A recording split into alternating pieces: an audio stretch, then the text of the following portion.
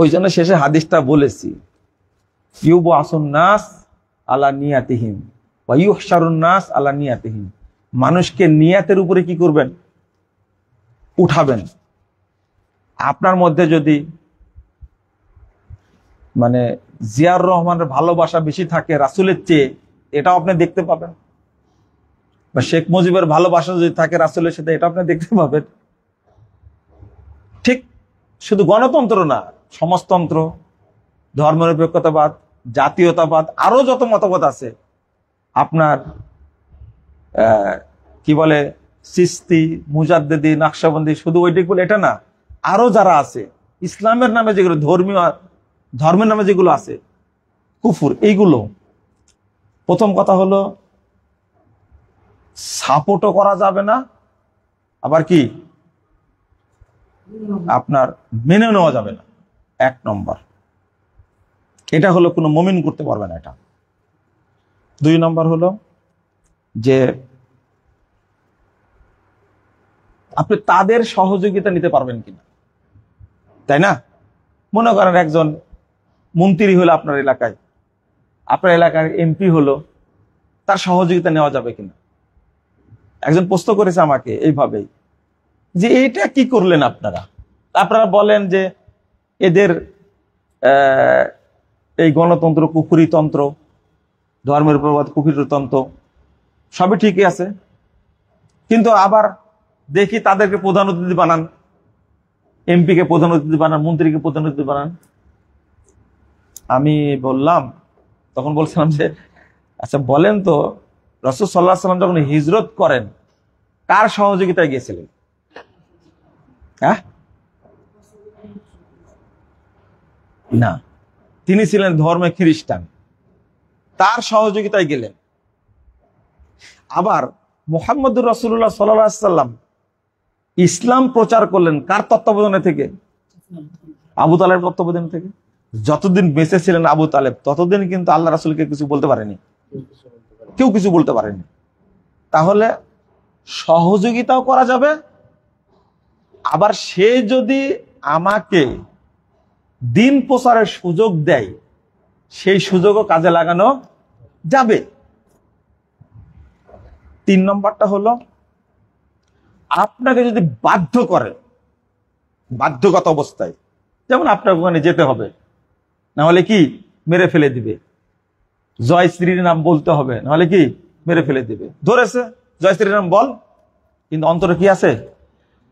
ঈমান আছে, তাৎক্ষণিক বলা যাবে, এটা কোরআনের আয়াত, অন্তরে ঈমান রেখে বলা যাবে, এটা হলো বাধ্যগত অবস্থায়। আপনারটা ক্লিয়ার হয়েছে মনে হয়।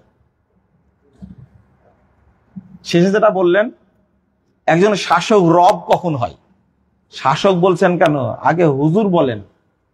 শাসক রব তো পরে হয়, কিন্তু আলেমরা রব আগে হয়। আলেমরা আগে কি হয়? রব হয়। ইত্তাখাযু আহবারাকুম ওয়া রুহবানাকুম আরবাবাম মিন দুনিল্লাহ। ইহুদি খ্রিস্টানরা তাদের আলেমদেরকে কি রব বানায় নিয়েছে।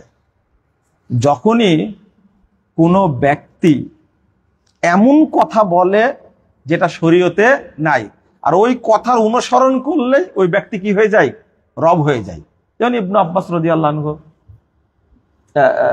কি বলে যে হাতেম, তাই আদি ইবনে হাতেম। আমার কথাটা শুনেন, আমার কথাটা শুনেন আগে, আমি ওই জায়গায় আসতেছি। আহবারহুম ওয়া রুহবানাহুম আরবাবাম মিন দুনিল্লাহ, এখানে রবের কথাই আসছে।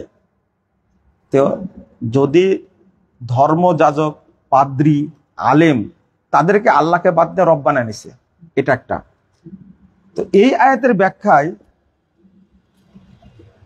আদি ইবনে হাতেম যখন আল্লাহ রাসূল পড়ছিলেন, তখন বলছিলেন যে আরে আমরা তো তাদের কি করি না, ইবাদত করি না, লাসনা না'বুদুহুম, ইবাদত করি না। তখন রাসূল সাল্লাল্লাহু আলাইহি ওয়াসাল্লাম প্রশ্ন করলেন, তারা যেটাকে হালাল বলে তোমরা হালাল বলো না, অথচ আল্লাহ হারাম করেছেন। তারা যেটাকে হারাম বলে তোমরা হারাম বলো না, অথচ সেটাকে আল্লাহ হালাল করেছেন। হ্যাঁ করি তো। তখন বলে যে রাসূল সাল্লাল্লাহু আলাইহি ওয়াসাল্লাম তখন বলবে, তিলকা ইবাদাতুহুম, এটাই তাদের কি করা? ইবাদত করা। সেজদা করলে ইবাদত হয় না, নির্দেশ মানাটাও কি ইবাদত। এখন তাগুতটা কি, এইটাই বুঝলে হয়ে যায়। তাগুত কখন হয়? একজন ব্যক্তি একটা আইন করছে, শাসক, শাসক তখন রব হয়ে যায়, স্পষ্ট। আবার কোনো ব্যক্তি যদি নিজের আত্মার পূজারী হয়, তখন নিজে কি হয়ে যায়? রব হয়ে যায়। এই তাগুতটা যদি বুঝে মানুষ, তাহলে কোনো আর ঝামেলা নাই। কিন্তু তাগুতটা আমরা বুঝি না। তাগুতটা কি?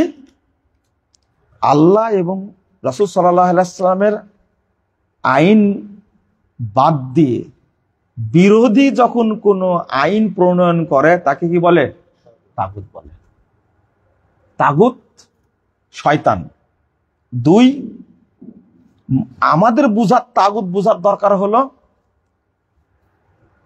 যারা আল্লাহ বিরোধী আইন করে এটাকে তাগুত বলে, আইনটা তাগুত। আর এই আইনকে যারা পরিচালনা করে তারাও তাগুত। কথা বোঝা গেছে? আর আল্লাহ এটাই বলতে, ইয়াকফুর বিত-তাগুত ওয়া ইউমিন বিল্লাহ, এদের সাথে সম্পর্ক রাখা যাবে না। আপনার প্রশ্নটা কিছু রিলেটিভ, কাছাকাছি না, আর না। আপনি বলেন না, না আর না। যখন ফ্রি থাকবো তখন প্রশ্ন করবেন। জি, আমার বই পড়েছেন কি? আমি একটু বলে, ভ্রান্তির বেড়াদের একটা বই আছে, পড়েছেন? প্রশ্ন করলেন কেন? প্রশ্ন করলেন কেন? না না না,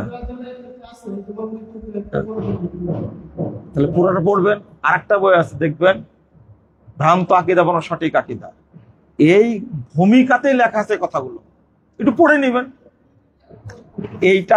এইগুলো হলো একান্তই যারা বুঝদার মানুষ তাদের প্রশ্ন, আর তাদের উচিত বই পড়ে বুঝা, রেফারেন্স সহ বুঝা। আর এটা 5 মিনিটের উত্তরে এর উত্তর কামনা করেন আপনি? এই প্রশ্নের উত্তরটা 5 মিনিটে কামনা করেন আপনি? বলেন তো দেখি। কখনোই না।